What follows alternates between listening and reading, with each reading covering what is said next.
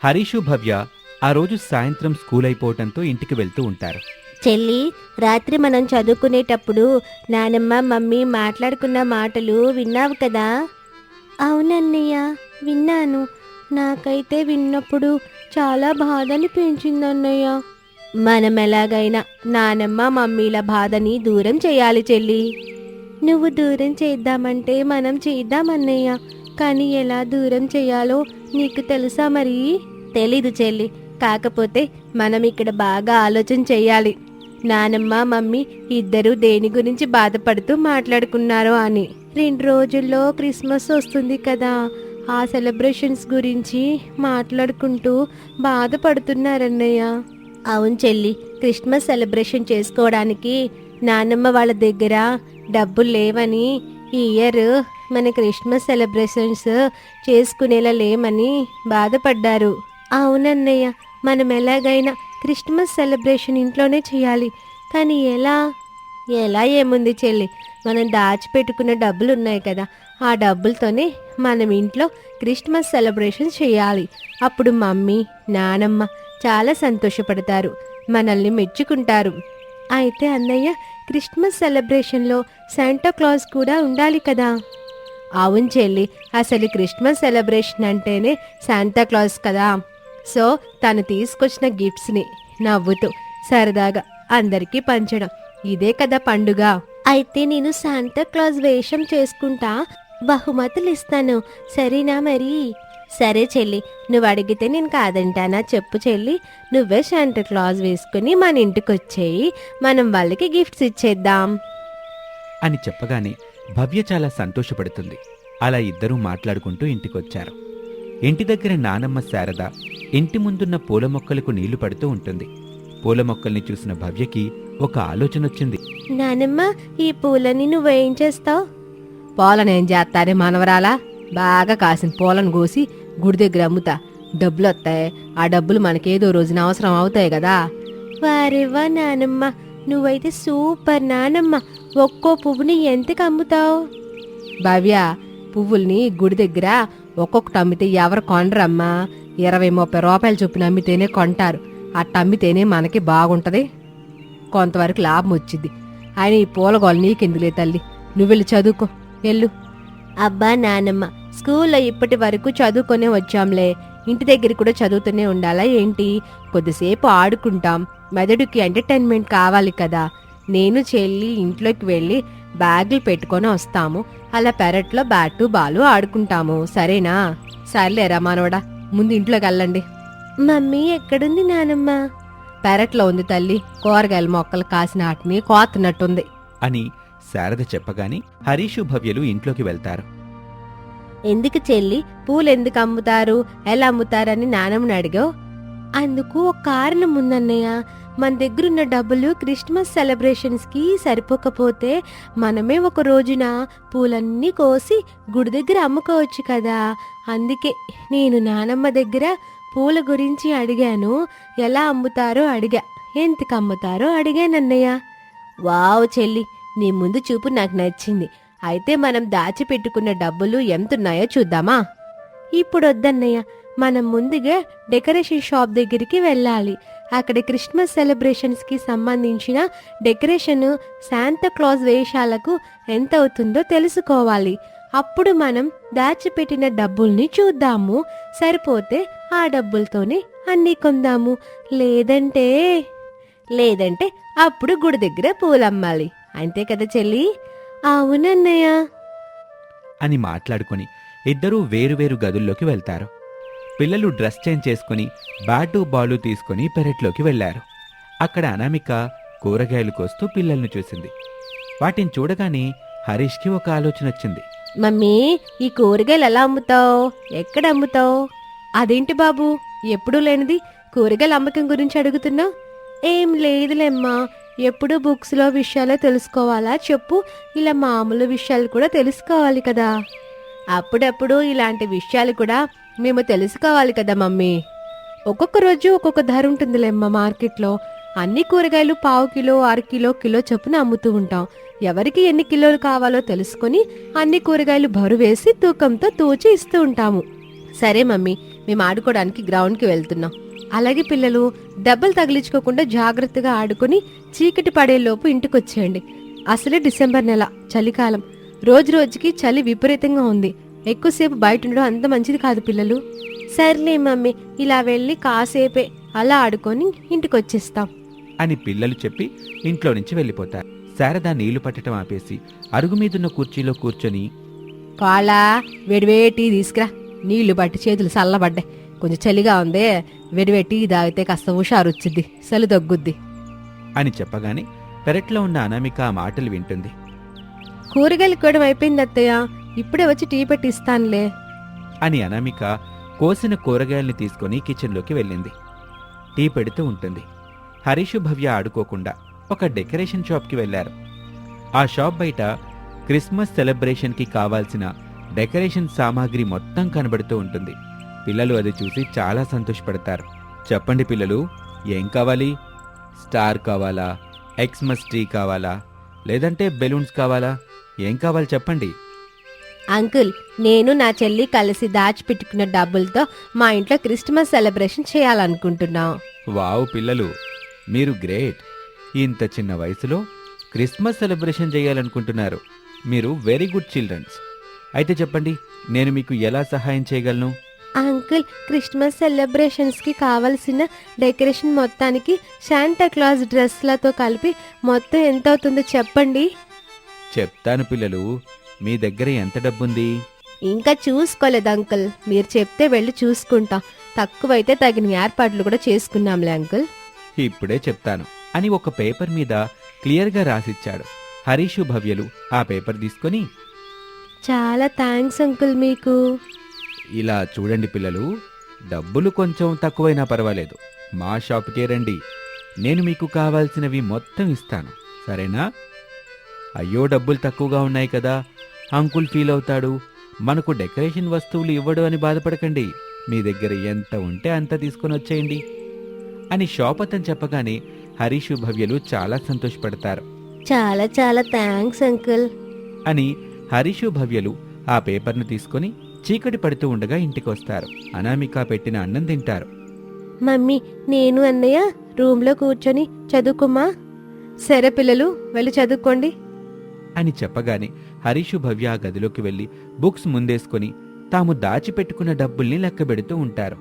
Paper మీద రాసిచ్చిన లెక్క సరిపోవటంతో పిల్లలు ఎంతగానో సంతోషపడతారు. అన్నయ్య, నేను పువ్వులు అమ్మనక్కర్లేదు. అవును చెల్లి, నేను కూడా కూరగాయలు అమ్మనవసరం లేదు. ఇద్దరం కలిసి ఈ డబ్బులు తీసుకొని రేపు షాప్ దగ్గరికి వెళ్ళి డెకరేషన్ వస్తువులు తెచ్చుకొని ఇంట్లో పెట్టుకుందాం. అందరూ పడుకున్న తర్వాత మనం లేచి ఇంటిని డెకరేషన్ చేద్దాం, సరేనా? అన్నయ్య, ఈ ఐడియా బాగుంది, అలాగే చేద్దాం అని అన్నా చెల్లెలు మాట్లాడుకొని కాసేపు చదువుకొని పడుకుంటారు.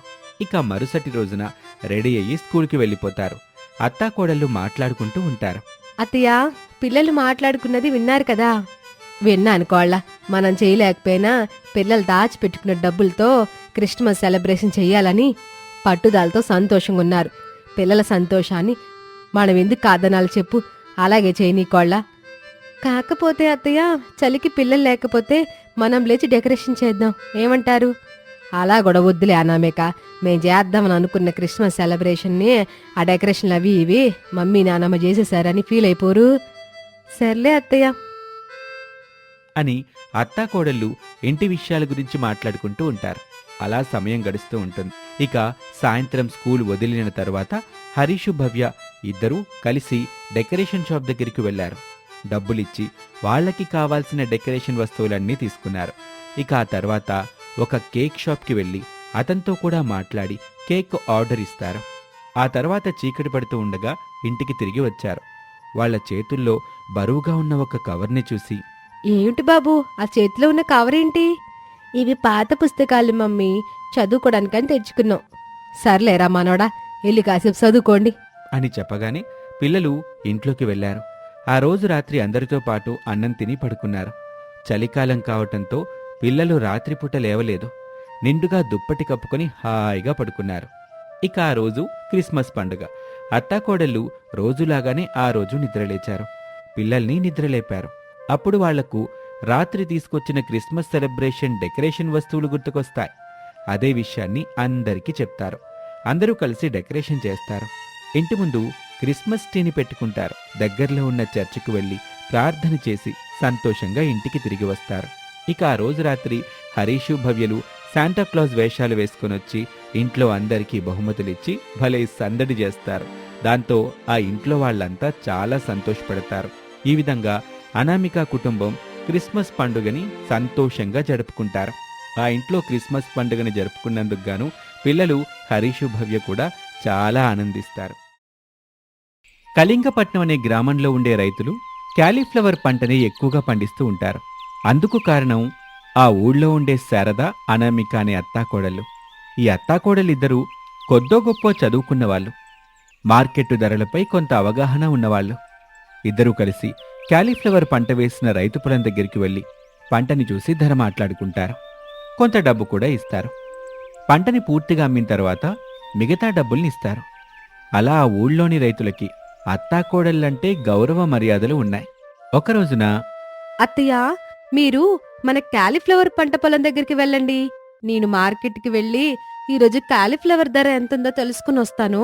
అవి వచ్చిన తర్వాత ఎవరైతే పంటని అమ్ముతామని మన దగ్గరకు వస్తారో వాళ్ళ పంటని చూసి కొనుక్కుందాం. నేను వచ్చే వరకు శివగామిలా మారి ఎవరికి పడితే వాళ్ళకి ఇంత ధరకి కొంటామంటే వరాన్ని ఇవ్వకండి. సరేనా అత్తయ్య? అట్టాగే కోళ్ళ, నువ్వింత మంచిగా చెప్పిన తర్వాత కూడా నేను శివగామిలాగా మారతానా? ఇంత ధరకే కొంటానని వరాలు కూడా ఇస్తానేంటి? వామ్మో, నాకంత ధైర్యం కూడా ఉందా కోళ్ళ? చెయ్యాల్సిన వెటకారం చేస్తూనే ఉంటారు, ఇవ్వాల్సిన వరాలు మాత్రం ఇస్తూనే ఉంటారు. నాకు చెయ్యాల్సిన నటన చేస్తానే ఉంటారు. అయినా నువ్వు చెప్పాల్సిన చెబుతానే ఉంటావు కదా కోళ్ళ. మీరు అమాయకురాలని ఎవరైనా చెప్పారా అత్తయ్య? లేదు కోళ్ళ. శారద పళ్ళన్నీ బయటపెట్టి కిలకిలా నవ్వుతూ ఉండగా అనామిక కోపంగా ఒక లుక్కేస్తుంది. అంతే, శారద నవ్వటం ఆపేస్తుంది. క్యాలీఫ్లవరో పంట పొలం దగ్గరికి వెళ్తున్నాను కోళ్ళ. నువ్వు జాగ్రత్తగా ఇంటికి తాళం వేసుకునేళ్ళు. మార్కెట్ నుంచి సరాసరి పొలం దగ్గరికి వచ్చే. నేను సరాసరి మన పొలం దగ్గరికి వస్తానత్తయ్య. మీరు మాత్రం ముచ్చట పెట్టడానికి ఎవరి పొలాల దగ్గరికి వెళ్ళకండి. మన క్యాలీఫ్లవర్ పంట ఎంతవరకు అయినట్టు అనిపిస్తే అంతవరకు కోస్తూ ఉండండి. అట్టాగేలే అనామిక అని శారద ఇంట్లో నుంచి బయట ఉన్న స్కూటీ దగ్గరికి వచ్చింది. అనామిక ఇంటికి తాళం వేసుకుని స్కూటీ దగ్గరికి వచ్చింది. అత్తగారు శారదను చూసి, అత్తయ్య, ఈరోజు నడుచుకుంటూ వెళ్ళండి. నేను పొలం దగ్గరికి ఇప్పుడు రావట్లేదు, అందుకే పొలం దగ్గర దింపడం కుదరదు. తమరు నడుచుకుంటూ వెళ్ళండి, కాళ్ళ నొప్పులు పూర్తిగా తగ్గిపోతాయి. ఈ జోక్ బాగుంది కోళ్ళ. తే స్కూటీదే, నేను ఓనర్ని, నువ్వు డ్రైవర్వి. నన్ను తీసుకొచ్చి దింపే బాధ్యత నీ మీదే ఉంది. అదంతా నాకు తెలుసులే అత్తయ్య, కానీ ఇప్పుడు నేను నువ్వు పొలం దగ్గరికి వెళ్దాం పద కోళ్ళ అని చెప్పగానే అనామిక స్కూటీని తీసింది. శారద కూర్చుంది. అనామిక స్కూటీని మట్టి రోడ్డు మీద జాగ్రత్తగా పోనిస్తూ ఉంటుంది. క్యాలీఫ్లవర్ పంట పొలం గట్టున సిద్ధయ్య, చిన్నయ్య అనే రైతులు శారద కోసం ఎదురు చూస్తూ ఉంటారు. ఒరే చిన్నయ్య, శారదమ్మ గారింట్రా ఇంకా రాలేదు. వాళ్ళు పెద్దాళ్ళు, పైగా చదువుకున్నోళ్ళరా, టైం చూసుకుని వస్తారులే అని మాట్లాడుకుంటూ ఉండగా అనామిక స్కూటీ మీద శారదను దించేసి అక్కడి నుంచి వెళ్ళిపోతుంది. సిద్ధయ్య, చిన్నయ్య చూస్తూ ఉండగా శారద వాళ్ళ దగ్గరికి వచ్చింది. ఇద్దరూ దండం పెట్టారు. ఏంటి సిద్ధయ్య, చిన్నయ్య ఇద్దరు కలిసి వచ్చారేంటిటు? ఏమైనా పనుందా? శారదమ్మ గారు, తమరొచ్చి నా గోబీ పంటను చూసి కొనుక్కోండి తల్లి. డబ్బులు చాలా అవసరం ఉన్నాయి. అమ్మగారు, ముందు తమరు నా గోబీ పంటను చూడండి తల్లి. ఎందుకు చిన్నయ్య, నీకు డబ్బులు కూడా చాలా అవసరం ఉన్నాయా ఏంటి? అవసరం అంటే మరి ఉంటాయి కదా తల్లి. భార్యని, కూతుర్ని పోషించాలా, వాళ్ళకి కావాల్సినవి తీసుకొచ్చి ఇవ్వాలి. భర్తగా, తండ్రిగా నా బాధ్యత నేను ఎట్టా మర్చిపోతాను చెప్పు తల్లి. నువ్వు మర్చిపోయావే చిన్నయ్య, నీ పంట డబ్బులని సావిత్రికిచ్చి పంపించాను కదా. ఇకెళ్ళు, వెళ్ళి ఇంటి దగ్గర బుద్ధిగా ఉండు. మా సావిత్రి పిన్నిని గనక నువ్వేమైనా అన్నావనుకో మర్యాదగా ఉండదని ముఖం మీదే ఉమ్మేస్తావని తెలుసు తల్లి. ఎంత తెలుసు కూడా నేనెందుకు అంత సాహసం చేస్తాను చెప్పు. సిద్ధయ్య, చిన్నయ్య ఇద్దరు మీ గోబీ పంట పొలాలకు దగ్గరికి వెళ్ళండి. ఈరోజు ధరలు ఎట్టాగొన్నాయో తెలుసుకొని వస్తానని కోడలు అనామిక కూరగాయల మార్కెట్కి వెళ్ళింది. కోడలు వచ్చిన తర్వాత నేను కోడలు కలిసి మీ గోబీ పంట పొలాల దగ్గరికి వస్తాము. ఇప్పుడు వెళ్ళిపోండి. అది కాదమ్మగారు, డబ్బులు చాలా అవసరం ఉన్నాయి. ఇప్పుడు తమరి దగ్గర ఏమైనా ఉంటే ఇప్పించండి తల్లి. అయ్యో సిద్ధయ్య, తమరెందుకు డబ్బులు అవసరం అని చెబుతున్నారు నాకు తెలుసు. అయ్యో తల్లి, నేను తాగడం మానేశాను. సిద్ధయ్య, చిన్నయ్య ఇక మాట్లాడింది చాలు. పొలాల దగ్గరికి వెళ్ళి పనులు చేయండి. మీ భార్యలకి సహాయంగా ఉండండి. వెళ్ళండి. అని శారద చెప్పగానే సిద్ధయ్య చిన్నయ్య ఏమీ మాట్లాడకుండా అక్కడి నుంచి వెళ్ళిపోతారు. మార్కెట్లో తమ దగ్గర రెగ్యులర్గా క్యాలీఫ్లవర్స్ పంటని కొనే సుదర్శన్ ముందు కూర్చుని అన్ని కూరగాయల ధరలు రాసుకుంటూ ఉంటుంది. సుదర్శన్ గారు, మీకు తెలుసు కదా, మా ఊరిలో నేను మరో 2-3 రైతులు కలిసి కాలీఫ్లవర్స్ పంటని సాగిస్తున్నామని. నాకెందుకు తెలియదు అనామిక, తెలుసు. సిద్ధయ్య చిన్నయ్య అనే రైతులే కదా. అవును సార్. ఇప్పటి వరకు బాగానే ఉంది అనామిక, ఇంకా పెరిగే అవకాశం ఉంది. ₹1 తక్కువ కొనిపెట్టుకో. ధర పెరిగిన వెంటనే నేనే ఫోన్ చేస్తాను, అప్పుడు తీసుకొచ్చి మార్కెట్లో పెట్టొచ్చు అని చెప్పి అనామిక అక్కడి నుంచి స్కూటీ మీద బయలుదేరింది. శారద క్యాలీఫ్లవర్స్ పంటను చూస్తూ ఉండగా అనామిక వచ్చింది. సిద్ధయ్య చిన్నయ్య అనామిక వచ్చిన విషయం తెలుసుకుని పొలం గట్టు దగ్గరికి వచ్చారు. అనామిక వాళ్లతో మాట్లాడి వాళ్ల పొలాల దగ్గరికి వెళ్ళి క్యాలీఫ్లవర్స్ పంటను చూసి మాట్లాడుతుంది. మీరెలా చెప్తే అలాగే చేద్దాము. మార్కెట్లో ఇదే ధర పలుకుతుంది. పంటని కోసి సంచుల్లో కట్టి ఇంటి దగ్గర వెయ్యండి. డబ్బులు అత్తయ్య దగ్గర తీసుకోండి, వెళ్ళండి అని చెప్పగానే ఏమీ మాట్లాడకుండా వెళ్ళిపోతారు. ఆ తర్వాత కమల అనే మహిళా రైతు వస్తుంది. అనామికని తన క్యాలీఫ్లవర్స్ పంట దగ్గరికి తీసుకెళ్తుంది. అనామిక ఆ పంటను చూస్తుంది, ధర గురించి చెప్తుంది. అనామిక, ఇప్పుడు నీ దగ్గర ఒక 3,000 ఉంటే ఇవ్వు. చిన్నదానికి స్కూల్ డ్రెస్ కొనాలి. ఆ టీచర్ డ్రెస్ కొనమని పదే పదే ఫోన్ చేస్తుంది. చిన్నిని బయట అందరి ముందు నిలబెడుతుందంట. అయ్యో, అలాగా, సరే ఇస్తాను. స్కూటీ దగ్గరికి పద కమల, బ్యాగ్లో ఉన్నాయి అని చెప్పి కమలను తీసుకుని స్కూటీ దగ్గరికి వచ్చింది. కొంత డబ్బు కమలకిచ్చింది. కమల దండం పెట్టి వెళ్ళిపోయింది. అలా రోజులు గడుస్తూ ఉంటాయి. అత్తాకోడలు కలిసి ఆ ఊళ్ళోని రైతులు వేసిన క్యాలీఫ్లవర్స్ పంటని కొనేస్తారు. ఒక ట్రక్కు నిండా క్యాలీఫ్లవర్స్ పంటనేసుకుని మార్కెట్ దగ్గరికి వస్తారు. ఒక చోట ఆపారు. ఆ తర్వాత సుదర్శన్ దగ్గరికి వచ్చి కలిసింది అనామిక. తగ్గిన ధర గురించి చెప్పాడు సుదర్శన్. అదేంటి సార్, మొన్నటి వరకు ధరలు పెరుగుతాయని చెప్పారు, ఇప్పుడేంటి ఇంత తక్కువ ధర చెప్తున్నారు? నీకు తెలియందేముంది అనామిక, మార్కెట్లో దేని ధర ఎప్పుడు ఎలా ఉంటుందో తెలుసుగా. ఇప్పుడు ఈ ధరకు కొంటాను, ఈ ట్రక్కు లోడు చాలు, నేను చెప్పేంత వరకు మరొక లోడు తీసుకురావద్దు. మరి నా మాట విని బయట అమ్ముకోండి, ఇక వెళ్ళు. అదేంటి సార్ అలా అంటారు? చిన్న ట్రక్ సరిపడే కాలీఫ్లవర్స్ పంటుంది. ఇప్పుడు నేను దాన్ని ఏం చేయాలి సార్? నా మాట విని బయట అమ్ముకోండి, ఇక వెళ్ళు. అవతల చాలా పనుంది, ఈ డబ్బులు తీసుకెళ్ళు, లోడ్ని గోదాంలో పెట్టించానామిక. అలాగే సార్ అని చెప్పి డబ్బులు తీసుకుని అక్కడి నుంచి బయలుదేరి ఇంటికొచ్చింది. శారదకి డబ్బులిచ్చి సుదర్శన్ చెప్పిన విషయం చెప్పింది. శారద మాట వినగానే అదిరిపడింది. అయ్యో కోళ్ళ, ఇప్పుడు మిగిలిన పంటని ఏం చేద్దాం? చేయడానికి ఏముంది అత్తయ్య, 4 దిక్కులు తోపుడు బల్ల మీద ఉదయం నుండి రాత్రి వరకు కాలీఫ్లవర్స్ పెట్టుకుని అమ్ముకుందాం. వామ్మో కోళ్ళ, రాత్రి వరకంటే చలి చంపేసుద్ది. రాత్రి వరకు నేను అమ్మలేను. తప్పదత్తయ్య, ఎంత ఆలోచించినా ఏం చేయాలో నాకేమీ అర్థం అవ్వడం లేదు. చలికాలం కదా కోళ్ళ, ఉదయం రాత్రి కాకుండా మధ్యాహ్నం అమ్ముదాం. అప్పుడు ఎండ ఉంటది, చలి పెట్టదు. అప్పుడెందుకులే అత్తయ్య, మీరు చలికాలం అనగానే నాకు ఒక ఐడియా వచ్చేసింది. ఏంటనా మేక అది? ఉదయం మనందరం తోపుడు బల్ల మీద కాలీఫ్లవర్స్ ని అమ్ముదాం. సాయంత్రం మొదలు పెట్టగానే చలి కూడా స్టార్ట్ అవుతుంది కదా, అప్పుడు ఒక చోట వేడివేడిగా గోబీ మంచూరియా చేసి అమ్ముదాం. చలికాలం, పైగా వేడివేడిగా ఉంటుంది కదా, మనకి మనం కొన్న కాలీఫ్లవర్స్ పంట అమ్ముడుపోయిందనే బాధ తప్పుతుంది. మనం వేడివేడిగా గోబీని చేసి అమ్మినందుకు డబ్బులు కూడా బాగానే వస్తాయి. ఎటు చూసినా మనకి లాభం తప్ప నష్టం కనిపించట్లేదు అత్తయ్య అని శారద ఒప్పుకుంటుంది. ఆ రోజు రాత్రి రమేష్ ప్రసాద్లకు అనామిక విషయం మొత్తం చెప్తుంది. రమేషు ప్రసాదులు అర్థం చేసుకున్నారు. సరే కోళ్ళ, మన పని మనం చేసుకోవటంలో తప్పులేదుగా. నేను ఉత్తరం వైపుకి వెళ్తాను, నేను దక్షిణం వైపుకి వెళ్తాను అనామిక. అక్కడ మొత్తం తిరిగి క్యాలీఫ్లవర్స్ అమ్ముతాను. కోళ్ళ, తూర్పుకి వెళ్తున్నా, నిన్ను పడమరికి వెళ్తున్నా. ఇలా తల దిక్కుకి వెళ్ళి కాలీఫ్లవర్స్ అమ్ముకొని సాయంత్రం వరకు ఇంటికి రావాలి. కాసేపు రెస్ట్ తీసుకొని చెట్టు దగ్గరికి వెళ్ళాలి. అక్కడ నేను వేడివేడిగా గోబీ మంచూరియా తయారు చేస్తుంటాను, మీరు సర్వీస్ చేస్తూ ఉండాలి అని చెప్పగానే అందరూ సరే అంటారు. మరుసటి రోజు నుంచి తోపుడు బండి మీద క్యాలీఫ్లవర్స్ పెట్టుకొని తల ఒక దిక్కున వాటిని అమ్ముతూ ఉంటారు. సాయంత్రం కాగానే ఇంటికొచ్చి అనామికతో కలిసి ఒక చెట్టు దగ్గర వేడివేడి గోబీ మంచూరియా చేసి అమ్ముతూ ఉంటారు. అలా క్యాలీఫ్లవర్స్ పంట మొత్తాన్ని అమ్మేసి డబ్బులు బాగా సంపాదిస్తారు. సంతోషంగా కష్టపడి జీవిస్తూ ఉంటుంది శారద కుటుంబం. ఇది ఇవాల్టి కథ.